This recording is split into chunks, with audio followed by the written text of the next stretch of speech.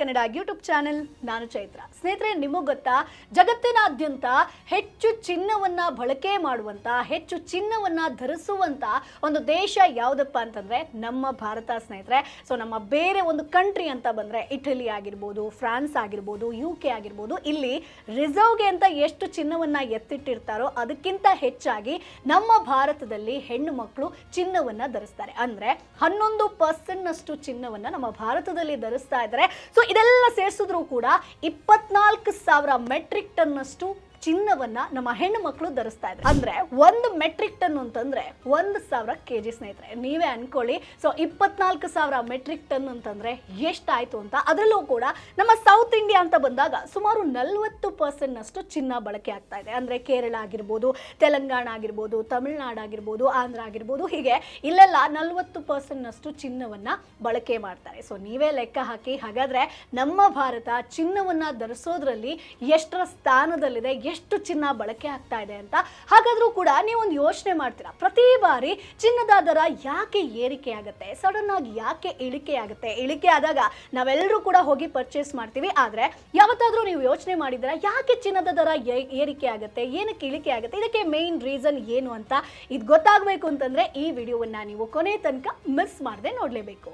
So ಸ್ನೇಹಿತರೆ, ಮೊದಲನೇದಾಗಿ ಈ ಚಿನ್ನದ ಬೆಲೆ ಯಾವಾಗ ಏರಿಕೆ ಆಗುತ್ತೆ, ಹೇಗೆ ಏರಿಕೆ ಆಗುತ್ತೆ, ಇವೆಲ್ಲದರ ಬಗ್ಗೆ ನಾನು ಹೇಳ್ತಾ ಹೋಗ್ತೀನಿ. ಸೊ ವಿಡಿಯೋವನ್ನ ಕೊನೆ ತನಕ ಮಿಸ್ ಮಾಡದೆ ನೋಡಿ. ನಿಮಗೆ ಈ ಒಂದು ವಿಡಿಯೋ ನೋಡಿದಾಗ ಗೊತ್ತಾಗುತ್ತೆ ನಾನು ಯಾವಾಗ ಇನ್ವೆಸ್ಟ್ ಮಾಡಬೇಕು ಗೋಲ್ಡ್ ಮೇಲೆ ಅನ್ನುವಂಥದ್ದು, ಯಾವಾಗ ಇನ್ವೆಸ್ಟ್ ಮಾಡಬಾರ್ದು ಅನ್ನುವಂಥದ್ದು ಕೂಡ ಗೊತ್ತಾಗುತ್ತೆ. ಸೊ ಮೊದಲನೇದಾಗಿ ಸ್ನೇಹಿತರೆ, ಇದಕ್ಕೆ ಮುಖ್ಯವಾಗಿ ಚಿನ್ನದ ಬೆಲೆ ಏರಿಕೆ ಆಗಿರ್ಬೋದು, ಇಳಿಕೆ ಆಗಿರ್ಬೋದು, ಇದಕ್ಕೆ ಮುಖ್ಯವಾಗಿ ಆಗುವಂತಹ ಕಾರಣ ಏನಪ್ಪಾ ಅಂತಂದ್ರೆ ಡಿಮಾಂಡ್ ಅಂಡ್ ಸಪ್ಲೈ. ಸ್ನೇಹಿತರೆ, ಒಂದು ಎಕ್ಸಾಂಪಲ್ ಅನ್ನ ಕೊಡ್ತೀನಿ.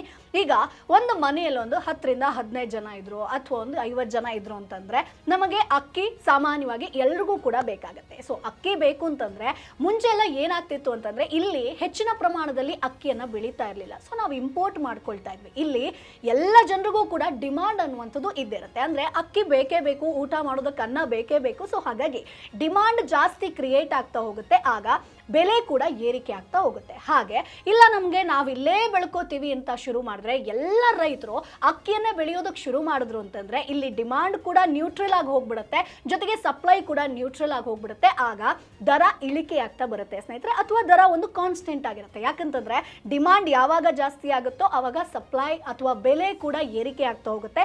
ಇಲ್ಲ ಸಪ್ಲೈ ಜಾಸ್ತಿ ಬರ್ತಿದೆ ಅಂತಂದ್ರೆ ಬೆಲೆ ಕೂಡ ಇಳಿಕೆ ಆಗ್ತಾ ಬರುತ್ತೆ. ಅಂದ್ರೆ ಡಿಮಾಂಡ್ ನ್ಯೂಟ್ರಲ್ ಆಯ್ತು ಅಂತಂದ್ರೆ.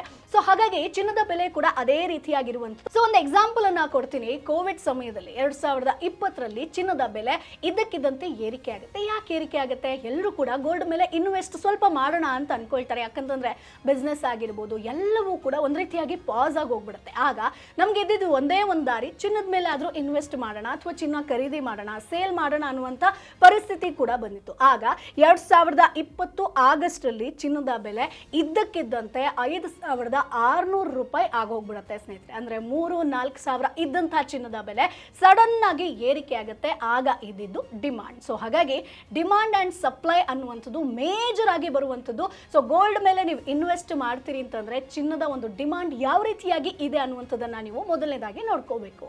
ಇನ್ನು ಎರಡನೇದಾಗಿ ಸ್ನೇಹಿತರೆ, ಸೆಂಟ್ರಲ್ ಬ್ಯಾಂಕ್ ರಿಸರ್ವ್. ಏನಪ್ಪಾ ಇದು? ಇಲ್ಲಿ ಮುಖ್ಯವಾಗಿ ಸ್ನೇಹಿತರೆ ಫಿನಾನ್ಸ್ ರಿಲೇಟೆಡ್ ಅಂತ ಬಂದಾಗ ಭಾರತದಲ್ಲಿ RBI ಮುಖ್ಯ ರೋಲ್ ಅನ್ನ ಪ್ಲೇ ಮಾಡುತ್ತೆ. ಅದೇ ಗೋಲ್ಡ್ ಅಂತ ಬಂದಾಗ ಸ್ನೇಹಿತರೆ ಇಲ್ಲಿ ಗವರ್ಮೆಂಟ್ ಹಾಗೆ ಸೆಂಟ್ರಲ್ ಬ್ಯಾಂಕ್ ಏನಪ್ಪಾ ಮಾಡುತ್ತೆ ಅಂತಂದ್ರೆ ನಮ್ಮ ಒಂದು ಭಾರತ ಅಂತ ಬಂದಾಗ ಒಂದಷ್ಟು ಗೋಲ್ಡ್ ಅನ್ನ ರಿಸರ್ವ್ ಮಾಡಿ ಇಟ್ಕೊಳುತ್ತೆ. ಅಂದ್ರೆ ತುರ್ತು ಪರಿಸ್ಥಿತಿ ಬಂದಾಗ ಯೂಸ್ ಆಗುತ್ತೆ ಅನ್ನುವಂಥ ನಿಟ್ಟಿನಲ್ಲಿ ಇಲ್ಲಿ ಫ್ಲೋ ಜಾಸ್ತಿ ಆಗ್ತಾ ಹೋಯ್ತು. ರಿಸರ್ವ್ ಅಲ್ಲಿ ಮಾಡುವಂತಹ ಗೋಲ್ಡ್ ಜಾಸ್ತಿ ರಿಸರ್ವ್ ಮಾಡ್ತಿದ್ದಾರೆ ಅಂತಂದಾಗ ಅದನ್ನ ನಮ್ಮ ಒಂದು ಮಾರ್ಕೆಟ್ಗೆ ಫ್ಲೋ ಮಾಡಿ ಬಿಡ್ತಾರೆ, ಅಂದ್ರೆ ಸೇಲ್ ಮಾಡ್ತಾರೆ. ಆಗ ನಮ್ಮ ಒಂದು ಗೋಲ್ಡ್ ಪ್ರೈಸ್ ಏನಿರುತ್ತೋ ಅದು ಇಳಿಕೆ ಆಗ್ತಾ ಬರುತ್ತೆ ಸ್ನೇಹಿತರೆ. ಅದೇ ಇನ್ ಕೇಸ್ ಎಲ್ಲ ಒಂದು ದೇಶದವರು ರಿಸರ್ವ್ ಮಾಡಬೇಕು ಅನ್ನುವಂಥ ನಿಟ್ಟಿನಲ್ಲಿ ಗೋಲ್ಡ್ ಅನ್ನ ಹೆಚ್ಚಾಗಿ ಪರ್ಚೇಸ್ ಮಾಡ್ತಾರೆ ಅಂತಂದ್ರೆ ಇದ್ದಕ್ಕಿದ್ದಂತೆ ಚಿನ್ನದ ಬೆಲೆ ಏರಿಕೆ ಆಗ್ತಾ ಬರುತ್ತೆ. ಇಲ್ಲಿ ನಮ್ಮ ಒಂದು ರಿಸರ್ವ್ ಇಂದ ಏನ್ ಗೋಲ್ಡ್ ಫ್ಲೋ ಜಾಸ್ತಿ ಆಗ್ತಾ ಇದೆ ಮಾರ್ಕೆಟ್ಗೆ ಅಂತಂದಾಗ ಅಲ್ಲಿ ಡಿಮಾಂಡ್ ಅನ್ನುವಂಥದ್ದು ಜಾಸ್ತಿ ಆಗ್ತಾ ಹೋಗುತ್ತೆ. ಜನ ಅದನ್ನ ಪರ್ಚೇಸ್ ಮಾಡ್ತಾರೆ. ಜಾಸ್ತಿ ಫ್ಲೋ ಆಗ್ತಿದೆ ಅಂತಂದ್ರೆ ಬೆಲೆ ಕಡಿಮೆ ಆಗ್ತಾ ಬರುತ್ತೆ. ಇಲ್ಲ ಫ್ಲೋ ಜಾಸ್ತಿ ಇಲ್ಲ, ಎಷ್ಟು ಬೇಕೋ ಅಷ್ಟು ಬರ್ತಾ ಇದೆ ಅಂತಂದಾಗ ಒಂದು ಚಿನ್ನದ ಬೆಲೆ ಏರಿಕೆ ಆಗ್ತಾ ಹೋಗುತ್ತೆ. ಹಾಗಾಗಿ ನಮ್ಮ ಒಂದು ಇಲ್ಲಿ ಸೆಂಟ್ರಲ್ ಬ್ಯಾಂಕ್ ರಿಸರ್ವ್ಸ್ ಏನಿರುತ್ತೋ ಅಲ್ಲಿ ಯಾವ ರೀತಿಯಾಗಿ ಒಂದು ಗೋಲ್ಡ್ ಅನ್ನ ಮೇಂಟೈನ್ ಮಾಡ್ತಾರೋ ಅದರ ಮೇಲೆ ಕೂಡ ನಮ್ಮ ಒಂದು ಚಿನ್ನದ ಬೆಲೆ ಏರಿಕೆ ಇಳಿಕೆ ಆಗುವಂಥದ್ದು ಕಾಮನ್ ಸ್ನೇಹಿತರೆ.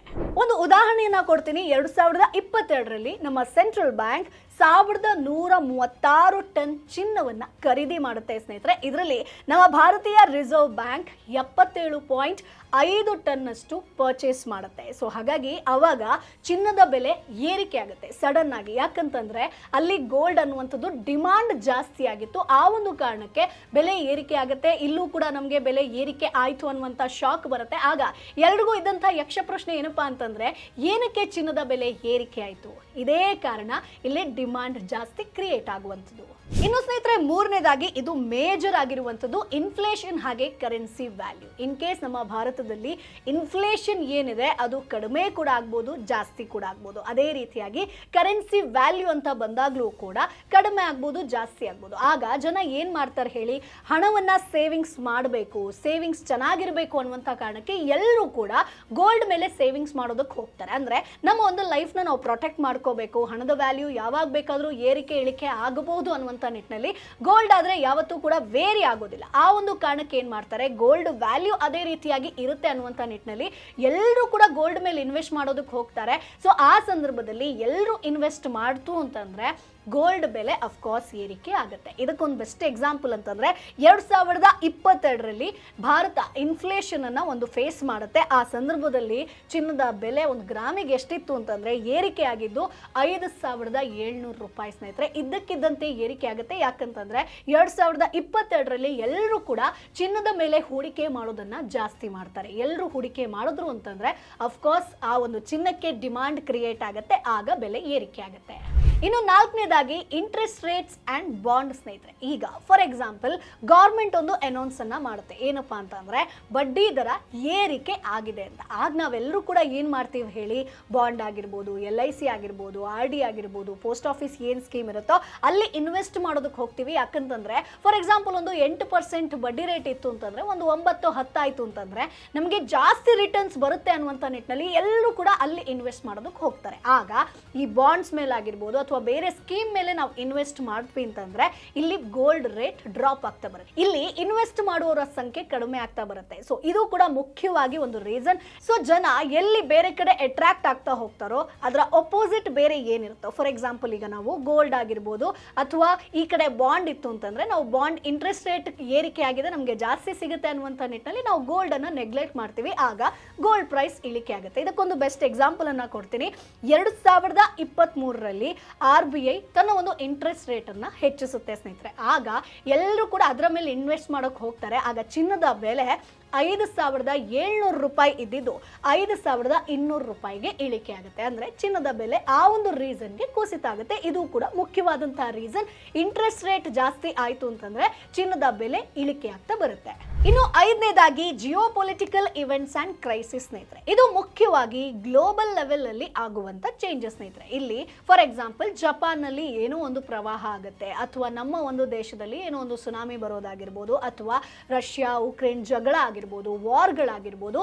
ಈ ರೀತಿಯಾದಂಥ ಒಂದು ಪರಿಸ್ಥಿತಿ ಬಂದಾಗ ಗೋಲ್ಡ್ ರೇಟ್ ಏರಿಕೆ ಕೂಡ ಆಗ್ಬೋದು, ಇಳಿಕೆ ಕೂಡ ಆಗ್ಬೋದು. ಇದಕ್ಕೆ ಮುಖ್ಯ ಕಾರಣ ಏನು? ಅಲ್ಲಿರುವಂಥ ಸಿಚುವೇಶನ್ ಮೇಲೆ ಇದು ಆಗುವಂಥದ್ದು ಸ್ನೇಹಿತರೆ. ಒಂದು ಎಕ್ಸಾಂಪಲ್ ಅನ್ನ ಕೊಡ್ತೀನಿ. ಈಗ ನಿಮ್ಮ ಹತ್ರ ಇವತ್ತು 1 ಕೋಟಿ ರೂಪಾಯಿ ಹಣ ಇದೆ ಅಂತ ಅನ್ಕೊಳ್ಳಿ. ಅದೇ ನಿಮ್ಮ ಹತ್ರ ಇನ್ನೊಂದು ಕೈಯಲ್ಲಿ 1 ಕೋಟಿ ರೂಪಾಯಿ ಗೋಲ್ಡ್ ಇದೆ ಅಂತ ಅನ್ಕೊಳ್ಳಿ ಸ್ನೇಹಿತರೆ. ಒಂದು 10 ವರ್ಷ ಬಿಟ್ಟು ಯಾವ್ದ್ರಲ್ಲಿ ಜಾಸ್ತಿ ಆಗಿರುತ್ತೆ? ಈಗ ನಿಮ್ಮ ಕೈಯಲ್ಲಿರುವಂತ 1 ಕೋಟಿ 50 ಲಕ್ಷಕ್ಕೆ ಬಂದಿರುತ್ತೆ. ಅದೇ 10 ವರ್ಷ ಆದ್ಮೇಲೆ 1 ಕೋಟಿ ಗೋಲ್ಡ್ ಏನಿರುತ್ತೋ ಅದರ ವ್ಯಾಲ್ಯೂ ಜಾಸ್ತಿ ಆಗಿರುತ್ತೆ, ಅಂದ್ರೆ 3 ಕೋಟಿ ಆಗಿರುತ್ತೆ. ಇದಕ್ಕೆ ಮುಖ್ಯವಾದಂತಹ ರೀಸನ್ ಇನ್ಫ್ಲೇಷನ್ ಸ್ನೇಹಿತರೆ. ಸೊ ಹಾಗಾಗಿ ವಾರ್ಗಳು ಆದಂತಹ ಸಂದರ್ಭದಲ್ಲೂ ಕೂಡ ಈಗ ನಮ್ಮ ಗ್ಲೋಬಲ್ ಲೆವೆಲ್ ಅಲ್ಲಿ ಯಾರು ಇನ್ವೆಸ್ಟರ್ಸ್ ಇರ್ತಾರೋ ಅವರ ಮೇಲೆ ಈ ಒಂದು ಗೋಲ್ಡ್ ರೇಟ್ ಕೂಡ ಡಿಪೆಂಡ್ ಆಗಿರುವಂಥದ್ದು. ಅಂದ್ರೆ ಈಗ ಫಾರ್ ಎಕ್ಸಾಂಪಲ್ ವಾರ್ಗಳು ನಡೀತಾ ಇತ್ತು ಅಂತಂದಾಗ ಎಲ್ಲವೂ ಕೂಡ ಸ್ಟಾಪ್ ಆಗಿ ಹೋಗ್ಬಿಡುತ್ತೆ. ಆಗ ಗೋಲ್ಡ್ ಫ್ಲೋ ಜಾಸ್ತಿ ಆಗ್ತಾ ಹೋಗುತ್ತೆ, ಎಲ್ಲರೂ ಕೂಡ ಇನ್ವೆಸ್ಟ್ ಮಾಡ್ತಾ ಹೋಗ್ತಾರೆ. ಆಗ ಗೋಲ್ಡ್ ಪ್ರೈಸ್ ಏರಿಕೆ ಆಗುವಂತ ಸಾಧ್ಯತೆ ಕೂಡ ಇರುತ್ತೆ. ಅದಾದ್ಮೇಲೆ ಗೋಲ್ಡ್ ಫ್ಲೋ ಕಡಿಮೆ ಆಯ್ತು, ಬೇರೆ ಕಡೆ ಇನ್ವೆಸ್ಟ್ ಜಾಸ್ತಿ ಆಯ್ತು ಅಂತಂದಾಗ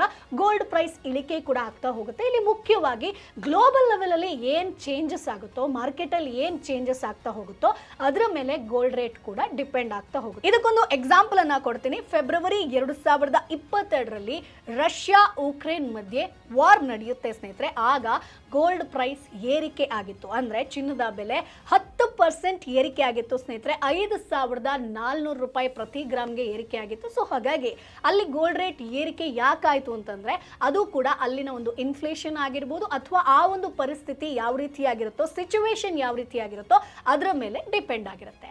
ಇನ್ನು 6ನೇದಾಗಿ ಸ್ನೇಹಿತರೆ, ಟ್ಯಾಕ್ಸಸ್ ಅಂಡ್ ಗವರ್ಮೆಂಟ್ ಪಾಲಿಸೀಸ್. ಅಂದ್ರೆ ಏನಪ್ಪಾ ಅಂತಂದ್ರೆ ಮುಖ್ಯವಾಗಿ ಈಗ ನಾವು ಗೋಲ್ಡ್ ಪರ್ಚೇಸ್ ಮಾಡ್ತೀವಿ ಅಥವಾ ಇಂಪೋರ್ಟ್ ಮಾಡ್ಕೊಳ್ತೀವಿ ಅಂತಂದ್ರೆ ಗವರ್ಮೆಂಟ್ ಗೋಲ್ಡ್ ಮೇಲೆ ಎಷ್ಟು ಟ್ಯಾಕ್ಸ್ ಹಾಕುತ್ತೋ ಅದ್ರ ಮೇಲೆ ಚಿನ್ನದ ಬೆಲೆ ಕೂಡ ಒಂದು ಕನ್ಸಿಡರ್ ಆಗುವಂಥದ್ದು, ಡಿಪೆಂಡ್ ಆಗುವಂಥದ್ದು. ಇನ್ ಕೇಸ್ ಟ್ಯಾಕ್ಸ್ ಬೆಲೆ ಕಡಿಮೆ ಆಯಿತು ಅಥವಾ ಇಂಪೋರ್ಟ್ ಮಾಡ್ಕೊಳ್ತಿದ್ದಾಗ ಟ್ಯಾಕ್ಸ್ ಬೆಲೆ ಕಡಿಮೆ ಆಯಿತು ಅಂತಂದ್ರೆ ಆಗ ಗೋಲ್ಡ್ ರೇಟ್ ಕೂಡ ಇಳಿಕೆ ಆಗ್ತಾ ಬರುತ್ತೆ. ಇಲ್ಲ ಟ್ಯಾಕ್ಸ್ ಜಾಸ್ತಿ ಮಾಡಿದ್ರು ಅಂತಂದ್ರೆ ಗೋಲ್ಡ್ ರೇಟ್ ಕೂಡ ಏರಿಕೆ ಆಗ್ತಾ ಹೋಗುತ್ತೆ. ಇದಕ್ಕೆ ಮುಖ್ಯವಾದಂಥ ಎಕ್ಸಾಂಪಲ್ ಏನಪ್ಪಾ ಅಂತಂದ್ರೆ 2022ರಲ್ಲಿ ಸ್ನೇಹಿತರೆ ನಮ್ಮ ಭಾರತ ಸರ್ಕಾರ ಏನು ಮಾಡುತ್ತೆ ಅಂತಂದ್ರೆ ಚಿನ್ನ ನಾವು ಏನು ಇಂಪೋರ್ಟ್ ಮಾಡ್ಕೊಳ್ತೀವೋ ಅದ್ರ ಮೇಲೆ ಟ್ಯಾಕ್ಸ್ ಎಷ್ಟಿತ್ತು ಅಂತಂದ್ರೆ 7.5%ನಿಂದ 12.5%ಗೆ ಏರಿಕೆ ಮಾಡುತ್ತೆ, ಅಂದ್ರೆ ಜಾಸ್ತಿ ಮಾಡುತ್ತೆ. ಆಗ ಚಿನ್ನದ ಬೆಲೆ ಒಂದೇ ರಾತ್ರಿಲಿ ಪ್ರತಿ ಗ್ರಾಮ್ಗೆ ನಾವು ನೋಡೋದಾದ್ರೆ 300 ರೂಪಾಯಿ ಜಾಸ್ತಿ ಆಗುತ್ತೆ. ಯಾಕಂತಂದ್ರೆ ಇಲ್ಲಿ ಟ್ಯಾಕ್ಸ್ ರೇಟ್ ಜಾಸ್ತಿ ಆಯ್ತು, ಜೊತೆಗೆ ಚಿನ್ನದ ಬೆಲೆ ಕೂಡ ಏರಿಕೆ ಆಗ್ತಾ ಬಂತು. ಸೊ ಇದು ಕೂಡ ಮೇಜರ್ ಆಗಿ ನಾವು ಕನ್ಸಿಡರ್ ಮಾಡಬೇಕು. ಯಾವಾಗ ಟ್ಯಾಕ್ಸ್ ರೇಟ್ ಕಡಿಮೆ ಆಯ್ತು ಅಂತಂದಾಗ ನಾವು ಚಿನ್ನವನ್ನ ಪರ್ಚೇಸ್ ಮಾಡಬೇಕು.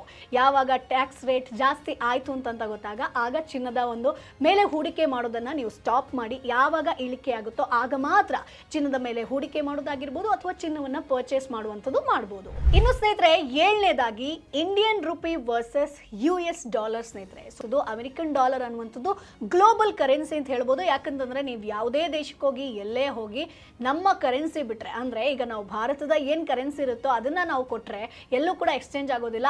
ಅದ್ರ ಬದಲು ನೀವು ಅಮೆರಿಕನ್ ಡಾಲರ್ ಅನ್ನ ಕೊಟ್ರಿ ಅಂತಂದ್ರೆ ಅದು ಎಲ್ಲಾ ಕಡೆ ಸರ್ಕ್ಯುಲೇಟ್ ಆಗುತ್ತೆ. ಹಾಗಾಗಿ ಇದಕ್ಕೆ ಒಂದು ಗ್ಲೋಬಲ್ ಕರೆನ್ಸಿ ಅಂತ ಕೂಡ ಕರೀತಾರೆ. ಸೊ ಈಗ ಈ ಒಂದು ಇಂಡಿಯನ್ ರುಪಿ ಏನಿದೆಯೋ ಅದ್ರ ಮೇಲೂ ಕೂಡ ಗೋಲ್ಡ್ ಪ್ರೈಸ್ ಡಿಸೈಡ್ ಆಗುತ್ತೆ ಸ್ನೇಹಿತರೆ. ಹೇಗೆ ಅಂತ ನೋಡೋದಾದ್ರೆ ಈಗ ಅಮೆರಿಕನ್ ಡಾಲರ್ ಅನ್ನುವಂಥದ್ದು $1ಗೆ ಇಂತಿಷ್ಟು ಅಮೌಂಟ್ ಅಂತ ಇದ್ರೆ, ಸೊ ನಮ್ಮ ಭಾರತದ ವ್ಯಾಲ್ಯೂಗೆ ಎಷ್ಟಿರುತ್ತೆ, ಭಾರತದ ಕರೆನ್ಸಿಗೆ ಎಷ್ಟು ವ್ಯಾಲ್ಯೂ ಇರುತ್ತೆ ಅದ್ರ ಮೇಲೆ ಕೂಡ ಡಿಪೆಂಡ್ ಆಗುತ್ತೆ. ಈಗ ನೀವು ಏನನ್ನೋ ಪರ್ಚೇಸ್ ಮಾಡ್ತೀರಿ ಅಂತಂದ್ರೆ, ಫಾರ್ ಎಕ್ಸಾಂಪಲ್ ಈಗ ಗೋಲ್ಡನ್ನೇ ಪರ್ಚೇಸ್ ಮಾಡ್ತೀರಿ ಅಂತಂದ್ರೆ ಆ ಒಂದು ಅಮೆರಿಕನ್ ಡಾಲರ್ ಪ್ರೈಸ್ ಅಲ್ಲಿ ಎಷ್ಟಿರುತ್ತೋ ಅದಕ್ಕಿಂತ ನೀವು ಜಾಸ್ತಿ ಕೊಡಬೇಕಾದಂತ ಪರಿಸ್ಥಿತಿ ಬಂದಾಗ ಡಾಲರ್ ಮುಂದೆ ನಮ್ಮ ಒಂದು ಇಂಡಿಯನ್ ರುಪಿ ವ್ಯಾಲ್ಯೂ ಕಡಿಮೆ ಆಗ್ತಾ ಬರುತ್ತೆ. ಆಗ ಗೋಲ್ಡ್ ರೇಟ್ ಜಾಸ್ತಿ ಆಗುತ್ತೆ ಸ್ನೇಹಿತರೆ. ಸೊ ಒಂದು ಎಕ್ಸಾಂಪಲ್ ಅನ್ನ ಕೊಡ್ತೀನಿ. 2023ರಲ್ಲಿ 74 ರೂಪಾಯಿ ಇದ್ದಂತ ಒಂದು ಡಾಲರ್ ಅಮೌಂಟ್ 83 ರೂಪಾಯಿಗೆ ಜಂಪ್ ಆಗುತ್ತೆ ಸ್ನೇಹಿತರೆ. ಆಗ ಚಿನ್ನದ ಬೆಲೆ 5,100 ರೂಪಾಯಿಂದ 5,800ಕ್ಕೆ ಏರಿಕೆ ಆಗುತ್ತೆ. ಯಾಕಂತಂದ್ರೆ ಇಲ್ಲಿ ಮುಖ್ಯವಾಗಿ ನಮ್ಮ ಒಂದು ಡಾಲರ್ ಅಮೌಂಟ್ ಏನಿದೆ ಅಥವಾ ರುಪಿ ವ್ಯಾಲ್ಯೂ ಏನಿದೆ ಅದ್ರ ಮೇಲೆ ಕೂಡ ಚಿನ್ನದ ಬೆಲೆ ಒಂದು ಡಿಪೆಂಡ್ ಆಗುವಂಥದ್ದು. ಯಾಕಂತಂದ್ರೆ ಇದು ಗ್ಲೋಬಲ್ ಕರೆನ್ಸಿ ಅಂತ ನಾವು ಕನ್ಸಿಡರ್ ಮಾಡ್ತೀವಿ. ಸೊ ಇದ್ರ ಮೇಲೆ ಕೂಡ ನೀವು ಗಮನ ಕೊಡಬೇಕಾಗತ್ತೆ. ಯಾವಾಗ ಡಾಲರ್ ಅಮೌಂಟ್ ಡೌನ್ ಆಗುತ್ತೋ ಅಥವಾ ಯಾವಾಗ ಡಾಲರ್ ಅಮೌಂಟ್ ಏರಿಕೆ ಆಗುತ್ತೋ ಅದ್ರ ಮೇಲೆ ಕೂಡ ನೀವು ಸ್ವಲ್ಪ ಒಬ್ಸರ್ವ್ ಅನ್ನ ಮಾಡ್ತಾ ಇರಬೇಕು. ಇನ್ನು ಸ್ನೇಹಿತರೆ 8ನೇದಾಗಿ mining production and supply chain issues. So ನಮ್ಗೆಲ್ಲರಿಗೂ ಕೂಡ ಏನ್ ಗೊತ್ತ ಹೇಳಿ, ಚಿನ್ನ ಬೇಕು ಅಂತಂದ್ರೆ ನಾವು ಅಂಗಡಿಗೆ ಹೋಗ್ತೀವಿ, ಬೇರೆ ಬೇರೆ ಚಿನ್ನ ಇರುತ್ತೆ, ನೆಕ್ಲೆಸು, ಬಳೆ, ಸರ ಅಥವಾ ಕಾಯಿನ್ ಆಗಿರ್ಬೋದು, ಎಲ್ಲವನ್ನ ನೋಡ್ತೀವಿ. ನಮ್ಗೆ ಏನು ಇಷ್ಟ ಆಗುತ್ತೋ ಅದನ್ನು ಪರ್ಚೇಸ್ ಮಾಡ್ಕೊಂಡು ಬರ್ತೀವಿ. ಆದರೆ ಒಂದು ಚಿನ್ನ ರೆಡಿ ಆಗಬೇಕು ಅಂತಂದ್ರೆ ಅದರ ಹಿಂದೆ ದೊಡ್ಡ ಪ್ರೊಸೀಜರ್ ಇದೆ ಸ್ನೇಹಿತರೆ. ಸೊ ನಮ್ಮ ಭಾರತದಲ್ಲೂ ಕೂಡ ಮೈನಿಂಗ್ ಅನ್ನುವಂಥದ್ದು ಇತ್ತು. ಇನ್ನು ಸೌತ್ ಆಫ್ರಿಕನ್ ಅಂತ ಬಂದ್ರೆ ಚಿನ್ನ ಒಂದು ಡಿಗ್ ಮಾಡುವಂತಹ ದೇಶ ಅಂತ ಬಂದ್ರೆ ದೊಡ್ಡದಾಗಿ ಒಂದು ಹೆಚ್ಚಿನ ಪ್ರಮಾಣದಲ್ಲಿ ಗೋಲ್ಡ್ ಒಂದು ತಯಾರಾಗ್ತಿದೆ ಅಂತಂದ್ರೆ ಅದು ಮೇಜರ್ ಆಗಿ ಸೌತ್ ಆಫ್ರಿಕನ್ ಅಲ್ಲಿ ಇರುವಂಥದ್ದು ಸ್ನೇಹಿತರೆ. ಸೊ ಹಾಗಾಗಿ ಈಗ ಅಲ್ಲಿ ಚಿನ್ನವನ್ನ ಡಿಗ್ ಮಾಡಬೇಕು ಅಂತಂದ್ರೆ ಡೈರೆಕ್ಟ್ ಆಗಿ ಚಿನ್ನ ಸಿಕ್ಬಿಡೋದಿಲ್ಲ. ಅದಕ್ಕೆ ಒಂದಷ್ಟು ಪ್ರೊಸೀಜರ್ ಇರುತ್ತೆ. ಕ್ಲೀನಿಂಗ್ ಮಾಡೋದಾಗಿರ್ಬೋದು, ಒಂದಷ್ಟು ಯಂತ್ರಗಳಲ್ಲಿ ತಯಾರಿಸೋದಾಗಿರ್ಬೋದು, ಕಬ್ಬಿಣ ಆಗಿರ್ಬೋದು ಅಥವಾ ಈ ಥರ ಲೋಹ ಆಗಿರ್ಬೋದು, ಗೋಲ್ಡ್ ಅನ್ನ ಸಪ್ರೇಟ್ ಮಾಡೋದಾಗಿರ್ಬೋದು. ಅದಾದ್ಮೇಲೆ ನಮ್ಗೇನು ಚಿನ್ನದ ಬಿಸ್ಕಿಟು ಅಥವಾ ಚಿನ್ನ ಏನು ರೆಡಿ ಆಗುತ್ತೋ ಅದು ಸಿಗುವಂಥದ್ದು. ಸೊ ಈ ಒಂದು ಪ್ರೊಸೀಜರ್ ಅಲ್ಲಿ ಏನಾದ್ರೂ ಒಂದು ಬದಲಾವಣೆ ಆಯ್ತು ಅಂತಂದ್ರೂ ಕೂಡ ಚಿನ್ನದ ಬೆಲೆ ಏರಿಕೆ ಅಥವಾ ಇಳಿಕೆ ಆಗುತ್ತೆ ಸ್ನೇಹಿತರೆ. ಇದಕ್ಕೊಂದು ಎಕ್ಸಾಂಪಲ್ ಅನ್ನ ಕೊಡ್ತೀನಿ. 2019ರಲ್ಲಿ ದಕ್ಷಿಣ ಆಫ್ರಿಕಾದಲ್ಲಿ ಒಂದು ಏನು ಗಣಿಗಾರಿಕೆ ನಡೆಯುತ್ತೋ ಅಲ್ಲಿ ಸ್ವಲ್ಪ ಚೇಂಜಸ್ ಆಗುತ್ತೆ. ಆಗ ದಕ್ಷಿಣ ಆಫ್ರಿಕಾ ಏನು ಮಾಡುತ್ತೆ ಅಂತಂದರೆ ಚಿನ್ನವನ್ನು ಏನು ತಯಾರಿಸ್ತಾರೋ ಅಲ್ಲಿ ಕಡಿಮೆ ಮಾಡೋದಕ್ಕೆ ಶುರು ಮಾಡ್ತಾರೆ. ಅಂದರೆ ಡಿಮಾಂಡ್ ಇತ್ತು, ಸಪ್ಲೈ ಕಡಿಮೆ ಆಗ್ತಾ ಬಂತು. ಆಗ ನಮ್ಮ ಭಾರತದಲ್ಲಿ ನಾವು ನೋಡೋದಾದ್ರೆ ಚಿನ್ನದ ಬೆಲೆ 4800ಕ್ಕೆ ಏರಿಕೆ ಆಗುತ್ತೆ ಸ್ನೇಹಿತರೆ. ಅಂದರೆ ಅಲ್ಲಿ ಸಪ್ಲೈ ಕಡಿಮೆ ಆಯಿತು ಅಂತಂದರೆ ಇಲ್ಲಿ ಡಿಮಾಂಡ್ ಜಾಸ್ತಿ ಆಯಿತು ಅಂತಂದರೆ ಚಿನ್ನದ ಬೆಲೆ ಏರಿಕೆ ಆಗುತ್ತೆ. ಸೊ ಇದು ಕೂಡ ಒಂದು ಮೇಜರ್ ಉದಾಹರಣೆ ಅಂತ ಹೇಳ್ಬೋದು. ಸ್ವಲ್ಪ ಗಣಿಗಾರಿಕೆಯಲ್ಲಿ ಆಗಿರ್ಬೋದು, ಮೈನಿಂಗ್ ಅಲ್ಲಿ ಆಗಿರ್ಬೋದು ಏನಾದರೂ ಚೇಂಜಸ್ ಆಯಿತು, ಕಡಿಮೆ ತಯಾರಿಕೆ ಆಗ್ತಿದೆ ಅಂತಂದ್ರೂ ಕೂಡ ಚಿನ್ನದ ಬೆಲೆ ಏರಿಕೆ ಆಗುತ್ತೆ.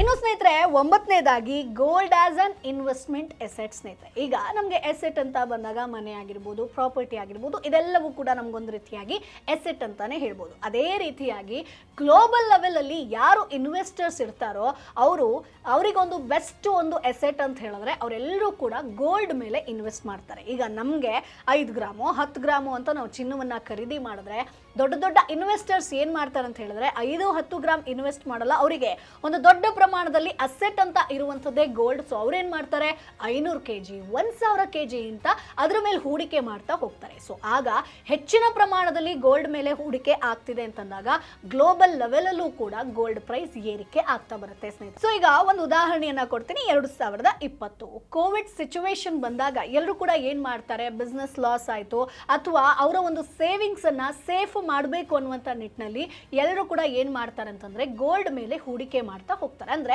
ಗೋಲ್ಡ್ ವ್ಯಾಲ್ಯೂ 10 ವರ್ಷ ಬಿಟ್ಟರು ಕೂಡ ಅದೇ ರೀತಿಯಾಗಿ ಇರುತ್ತೆ ಅನ್ನುವಂಥದ್ದು ಎಲ್ರಿಗೂ ಕೂಡ ಗೊತ್ತು. ಆ ಸಂದರ್ಭದಲ್ಲಿ ಹೂಡಿಕೆ ಜಾಸ್ತಿ ಆಗಿದ್ರಿಂದ ಸೊ ಚಿನ್ನದ ಬೆಲೆ 5600 ರೂಪಾಯಿ ತನಕ ಏರಿಕೆ ಆಗುತ್ತೆ ಪ್ರತಿ ಗ್ರಾಮ್ಗೆ. ಸೊ ಹಾಗಾಗಿ ಇಲ್ಲಿ ಹೂಡಿಕೆ ಜಾಸ್ತಿ ಆಗ್ತಾ ಹೋಯ್ತು, ಗೋಲ್ಡ್ ಬೆಲೆ ಏರಿಕೆ ಕೂಡ ಆಗುತ್ತೆ. ಸೊ ಇಲ್ಲೂ ಕೂಡ ಇದು ಮುಖ್ಯವಾಗಿ ಬರುತ್ತೆ.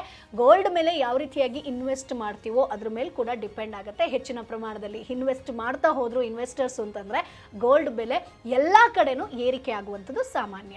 ಇನ್ನು ಸ್ನೇಹಿತರೆ ಕೊನೆಯದಾಗಿ digital gold and retail demand. ಸ್ನೇಹಿತರೆ ಈಗ ನಾವು ಇಷ್ಟೊತ್ತು ಏನ್ ಮಾತನಾಡ್ತಿದ್ವಿ ಹೇಳಿ, ಮೈನಿಂಗ್ ಆಗಿರ್ಬೋದು ಅಥವಾ ಚಿನ್ನದ ಬೆಲೆ ಏನಕ್ಕೆ ಏರಿಕೆ ಆಗುತ್ತೆ, ಡಾಲರ್ ಅಮೌಂಟ್ ಆಗಿರ್ಬೋದು, ಇವೆಲ್ಲದ್ರ ಬಗ್ಗೆ ಮಾತನಾಡ್ತಾ ಇದ್ವಿ. ಆದ್ರೆ ನಾವೀಗ ಚಿನ್ನ ಬೇಕು ಅಂತಂದ್ರೆ ಎಲ್ಲಿ ಹೋಗಿ ಪರ್ಚೇಸ್ ಮಾಡ್ತೀವಿ ಹೇಳಿ, ರಿಟೇಲ್ ಶಾಪ್. ಅಂದ್ರೆ ಭೀಮಾ ಆಗಿರ್ಬೋದು, ಜಾಯ್ ಅಲುಕಾಸ್ ಆಗಿರ್ಬೋದು, ಸುಲ್ತಾನ್ ಆಗಿರ್ಬೋದು, ಹೀಗೆ ಗೋಲ್ಡ್ ಶಾಪಲ್ಲಿ ಹೋಗಿ ನಾವು ಪರ್ಚೇಸ್ ಮಾಡ್ತೀವಿ. ಇದೆಲ್ಲವೂ ಕೂಡ ರಿಟೇಲ್ ಶಾಪ್ ಸ್ನೇಹಿತರೆ. ಸೊ ಜೊತೆಗೆ ಡಿಜಿಟಲ್ ಗೋಲ್ಡ್ ಅನ್ನುವಂಥದ್ದು ಕೂಡ ಈಗ ಸಿಕ್ಕಾಪಟ್ಟೆ ಡಿಮಾಂಡಲ್ಲಿದೆ. ಯಾಕಂತಂದ್ರೆ ಡಿಜಿಟಲ್ ಗೋಲ್ಡ್ ಮೇಲೆ ಸಾಕಷ್ಟು ಜನರಿಗೆ ಇಂಟ್ರೆಸ್ಟ್ ಇದೆ, ಇಲ್ಲಿ ಇನ್ವೆಸ್ಟ್ ಮಾಡಿದ್ರೆ ಒಳ್ಳೆ ರಿಟರ್ನ್ಸ್ ಬರುತ್ತೆ ಅನ್ನುವಂಥ ನಿಟ್ಟಿನಲ್ಲಿ. ಸೊ ಹಾಗಾಗಿ ಇಲ್ಲಿ ಒಂದು ಎಕ್ಸಾಂಪಲ್ ಅನ್ನ ಹೇಳ್ತೀನಿ. ಈಗ ಅಕ್ಷಯ ತೃತೀಯ ಬಂತು ಅಂತಂದ್ರೆ ಎಲ್ಲರೂ ಕೂಡ ಏನ್ ಮಾಡ್ತಾರೆ ಹೇಳಿ, ಅಂಗಡಿಗೆ ಹೋಗ್ತಾರೆ, 1 ಗ್ರಾಮ್ ಚಿನ್ನ ಆದ್ರೂ ಪರ್ಚೇಸ್ ಮಾಡಬೇಕು ಅಂತ ಹೇಳಿ ಚಿನ್ನವನ್ನ ಖರೀದಿ ಮಾಡ್ತಾರೆ. ಸೊ ನಮ್ಮ ಒಂದು ಭಾರತದಲ್ಲಿ ಇದ್ದವರು ಎಲ್ಲರೂ ಕೂಡ ಅಕ್ಷಯ ತೃತೀಯ ದಿನ ಹೋಗಿ ಚಿನ್ನವನ್ನ ಪರ್ಚೇಸ್ ಮಾಡ್ತೀವಿ ಅಂತಂದ್ರೆ ಚಿನ್ನದ ಬೆಲೆ ಇಳಿಕೆ ಆಗುತ್ತಾ? ಇಲ್ಲ, ಏರಿಕೆ ಆಗುತ್ತೆ. ಅದೇ ರೀತಿಯಾಗಿ 2023ರಲ್ಲೂ ಕೂಡ ದೀಪಾವಳಿ ಸಮಯದಲ್ಲೂ ಕೂಡ ಚಿನ್ನದ ಬೆಲೆ ಏರಿಕೆ ಆಗುತ್ತೆ. 6000 ತನಕ ಪ್ರತಿ ಗ್ರಾಮ್ಗೆ ಏರಿಕೆ ಆಗಿತ್ತು ಸ್ನೇಹಿತರೆ. ಸೊ ಹಾಗಾಗಿ ಡಿಮಾಂಡ್ ಯಾವ ರೀತಿಯಾಗಿ ಕ್ರಿಯೇಟ್ ಆಗುತ್ತೋ ಅದೇ ರೀತಿಯಾಗಿ ಚಿನ್ನದ ಬೆಲೆ ಕೂಡ ಏರಿಕೆ ಆಗ್ತಾ ಬರುತ್ತೆ. ಸೊ ಹಾಗಾಗಿ ಈಗ ನೀವು ಅಕ್ಷಯ ತೃತೀಯ ಬಂತು ಅಥವಾ ದೀಪಾವಳಿ ಬಂತು, ಮದುವೆ ಕಾರ್ಯಕ್ರಮ ಎಲ್ಲವೂ ಕೂಡ ಒಂದು ಟೈಮಲ್ಲಿ ಆಗ್ತಾ ಇದೆ, ಒಂದು ತಿಂಗಳಲ್ಲಿ ನಡೀತಾ ಇದೆ ಅಂತಂದ್ರೆ ಆ ಟೈಮಲ್ಲಿ ಚಿನ್ನವನ್ನ ಪರ್ಚೇಸ್ ಮಾಡೋದಕ್ಕೆ ಹೋಗಬೇಡಿ. ಯಾಕಂತಂದ್ರೆ ಆಗ ಚಿನ್ನದ ಬೆಲೆ ಏರಿಕೆ ಆಗುತ್ತೆ. ಅದಕ್ಕಿಂತ 1 ತಿಂಗಳ ಹಿಂದೆನೋ ಹೋಗಿ ನೀವು ಆ ಚಿನ್ನದ ರೇಟನ್ನು ನೋಡಿದ್ರೆ ಕಡಿಮೆ ಇರುತ್ತೆ. ಆ ಸಮಯದಲ್ಲಿ ಏನು ವೆಕೇಶನ್ ಇರುತ್ತೋ ಅಥವಾ ಸ್ಪೆಷಲ್ ಒಂದು ಟೈಮ್ ಇರುತ್ತೋ ಅವಾಗ ಚಿನ್ನದ ಬೆಲೆ ಏರಿಕೆ ಆಗುತ್ತೆ. ಇದನ್ನ ಕೂಡ ನೀವು ನೋಡ್ಕೊಳ್ಬೇಕಾಗತ್ತೆ. ಸೊ ಅಕ್ಷಯ ತೃತೀಯ ಚಿನ್ನ ಬರಬೇಕು ಮನೆಗಂತ ಹೇಳ್ಕೊಂಡು ನೀವು ಚಿನ್ನದ ಮೇಲೆ ವೇಸ್ಟ್ ಮಾಡಕ್ ಹೋಗ್ಬೇಡಿ, ಆಗ ಚಿನ್ನದ ಬೆಲೆ ಏರಿಕೆ ಆಗುತ್ತೆ. ಸೊ ಹಾಗಾಗಿ ಸ್ನೇಹಿತರೆ ಈಗ ಚಿನ್ನದ ಬೆಲೆ ಏನಕ್ಕೆ ಏರಿಕೆ ಆಗುತ್ತೆ, ಏನಕ್ಕೆ ಇಳಿಕೆ ಆಗುತ್ತೆ ಅಂತ ಸಾಕಷ್ಟು ಪಾಯಿಂಟ್ಸ್ ಅನ್ನ ಹೇಳಿದೆ, ಸುಮಾರು 10 ಪಾಯಿಂಟ್ಸ್ ಅನ್ನು ಹೇಳಿದೆ.